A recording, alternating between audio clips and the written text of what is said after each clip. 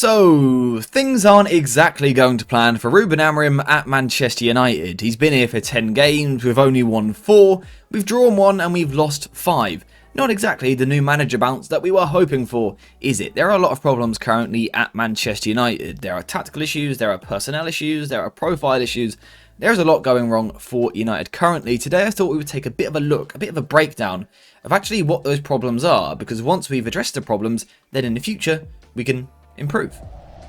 So first things first, one of the big problems currently at Manchester United is player quality. We've made some good signings over the past 3 seasons, but most of the good signings are actually young players that aren't quite ready, your likes of Joshua Zirkzee, Rasmus Højlund, Yoro, who may be really good in a few years' time, but right now aren't quite of the level that we need. On top of that, we've got some players that actually, in one way or another, simply aren't really good enough. We've got players that can't move, we've got players that can't really take people on, and players that actually quite simply can't win a duel, they can't win one of their 50-50s, and this creates a big problem for Ruben Amorim. When you've got players that simply aren't good enough, no matter what tactic you use, it's going to be difficult to perform and to kind of reach expectations that are so high at Manchester United.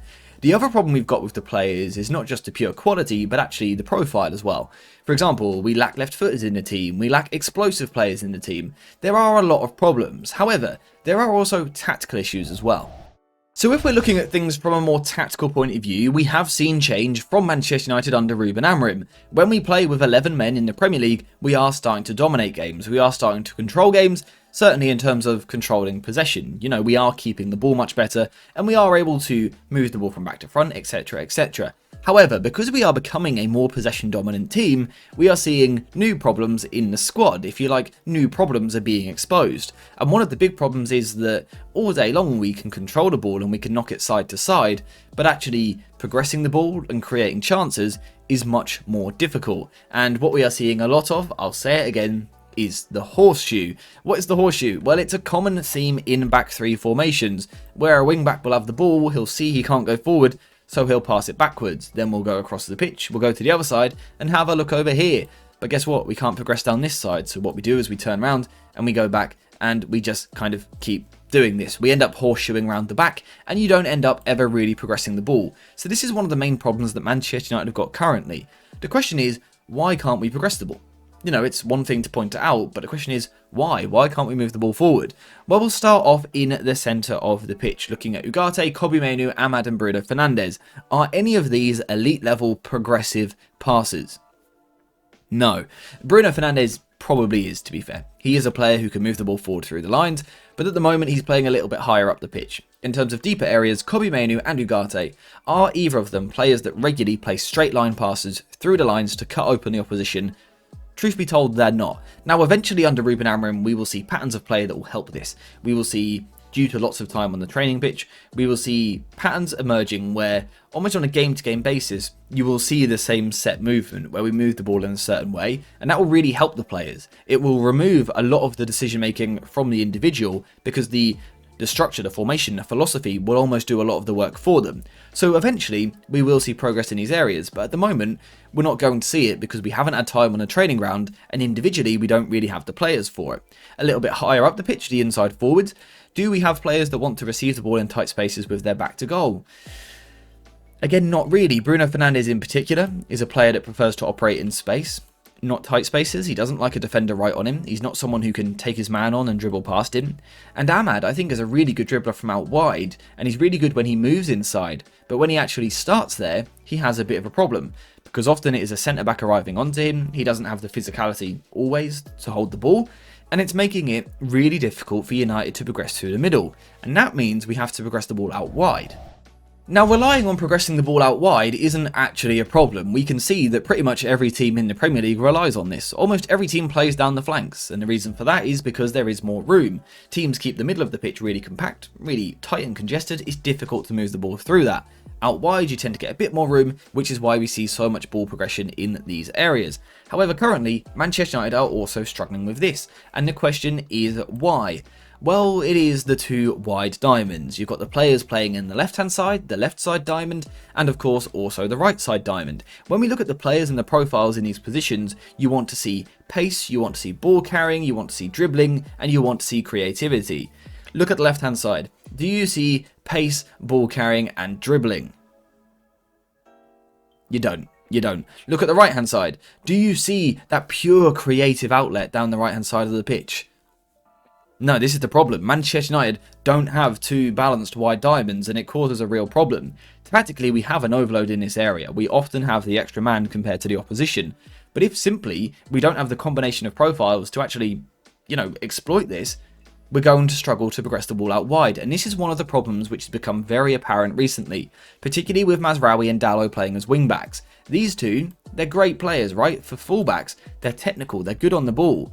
But for wingers, essentially, in this system, not so much. They are not players that want to constantly isolate an opposition fullback 1 versus 1 and take them on and beat them. And importantly, from a psychological point of view, the opposition know that. So when I am this opposition fullback, I know I can get tight, I can be aggressive and really close Mazraoui down because he's not going to go past me. He's not going to knock the ball in behind and run past, so I can be aggressive, I can squeeze and force United back into that horseshoe, and the same on the other side. Dalot's not going to go past me, so I can be aggressive and force him backwards. Now, this is an area where Ruben Amorim actually could potentially make a change. Getting Ahmad or Anthony or Garnacho maybe, I'm not sure.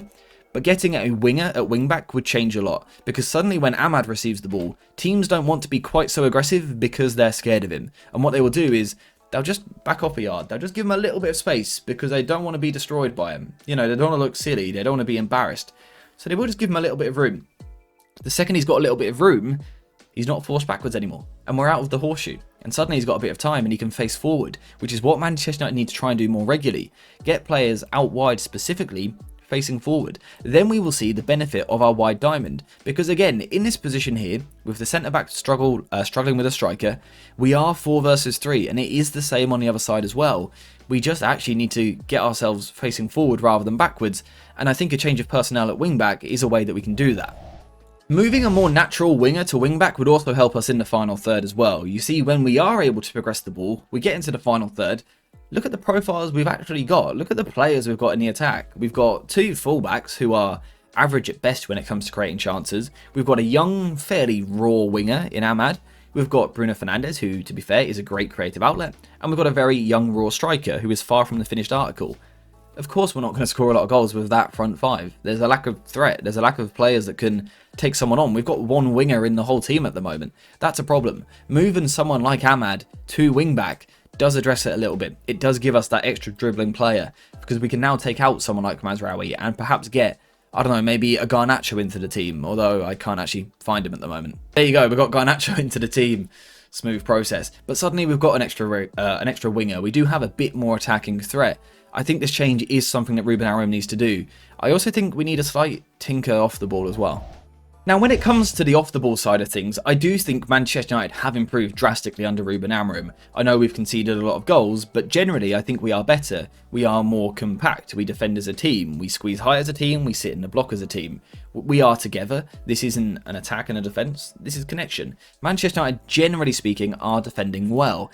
However, it is a little bit passive, and again, one of the reasons for that is because at the moment we are defending in a back 5. Because we're using fullbacks out wide, we drop into a back 5 like this. Now what this means is that no matter how many players we press with, when we've got 5 at the back, we're going to be outnumbered as we try and press. In these areas, let's say Kobe connects, even Ugarte, but we're still outnumbered, right? If you've got more players than the opposition on the halfway line, it means you've got less at the other end of the pitch. And that is a problem. Because we've only got 5 in these areas, we are a little bit passive, and teams, I wouldn't say play through us, but they can play around us and kind of slowly move up the pitch. Because in these positions, we don't overly commit, which is a good thing, but we do just drop off a little bit. We do drop off, and we are compact, but we are passive. And when you are passive in the Premier League, what you do is you give the opposition the chance and the time to come onto you, to get some touches of the ball, and to try and size you up a little bit. And the second you give footballers more touches on the ball, they start to grow in confidence. You know, when you're parking the bus all game, you're stuck behind the ball, you get a bit down. It's tough. It's a hard shift. But the second you can get some touches on the ball, you can string some passes together, you get a feel for the game. And, you know, you build some possession, you gain some territory up the pitch.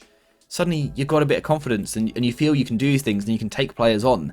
This is the problem. Manchester United are almost defensively giving teams a little bit too much respect. And when we do that, you know, we're playing in a quality league, the best league in the world. You give teams time on the ball. They will have moments where they're able to move the ball forward. They might move through your midfielder, and it might be a long shot, or it might be sustained attacks, which eventually leads to a deflection in the box, or it might be a set piece. Could definitely be a set piece, which we're really bad at, but we kind of invite them onto us at the moment. We're asking to concede set pieces by being so passive. Now, I am not suggesting that Manchester United should go man-to-man. A lot of people have been saying, Ruben Amorim has to be more aggressive at a big team. He has to go for the man-to-man press, which is a little bit weird because a few months ago, the same people were telling me that Ten Hag can't go man-for-man because he hasn't got the squad for it. Doesn't quite add up, does it? But Ruben Amorim needs to be a bit more aggressive. I'm not encouraging a man-to-man press because we haven't got the squad for it. But I think in moments, we have to try and get an extra player just a little bit further forward. We can be in a block, but you have to be aggressive in moments within your block. One way United could do that, again, is to try and get a winger playing as a wing-back. For example, let's move Ahmad into this position, and for now, let's take out Lisandro Martinez, right, for this example, because he's not been in the best form, and let's just swap these two real quick. Just for now, I'll explain it more another day. But let's bring someone else into the team. Let's get Garnacho in the side like this, for example. Now when we defend, we can shift to more of a back four with players in their ideal position. So Mazraoui can play on the right side of defence, and we build a back four like that. Nice. We can then go to a 4-4-2. Now what this means is that rather than defending with 5 at the back and then 5 high, we've now got 6 players in this area and only 4 on the deep line.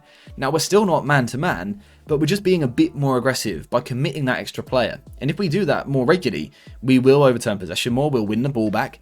And again, that gives us more opportunities to build the ball, but also it stops us conceding those pesky set pieces on such a regular basis. These are just little tweaks, little things that I think Ruben Amorim can do. It's not easy, it's complicated. The Manchester United squad is a mess. There are players suspended, there are players injured, and players that we have fallen out with, it seems. It's really difficult to build a balanced United team at the moment. I feel sorry for Amorim. It's really tough. But I think he could make a couple of tweaks to make life just a little bit easier. Just a little bit easier. And I think if he makes some of those changes, we will see this United team improving, being more aggressive, being more of an attacking threat, but also defensively being more secure. But those are just my thoughts. I want to hear yours in the comments down below. What have you made of Ruben Amorim so far? How do you think he is doing? Is it good? Is it bad? What changes should he make? What should he keep doing? Let me know what you think in the comments down below. But apart from that, we are finished for today. So thank you guys very much for watching. I hope you have enjoyed this video. And as always, I'll see you in the next one.